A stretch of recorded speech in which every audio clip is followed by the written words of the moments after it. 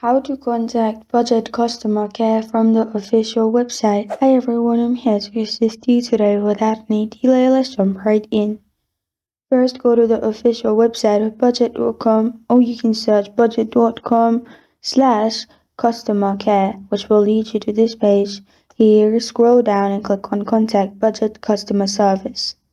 After you've clicked on Contact Budget Customer Service, it will lead you to this page. Sign in to your budget account. After you sign in to your budget account, it will lead you to this page. In here, you will need to add all the information, which is vendor's name, first name, last name, and then contact information, email, re-enter email, then add phone number, fax, customer ID, and for the rental information, add pickup location, date of rental, drop-off location, return date. Then if you have budget prepaid confirmation number, add that.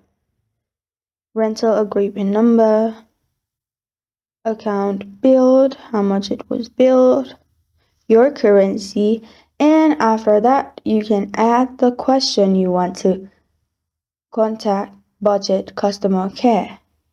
After you've added your question or any feedback, click on Submit at the bottom. After you click on Submit at the bottom, it will be submitted. This is how to contact Budget Customer Care from the official website.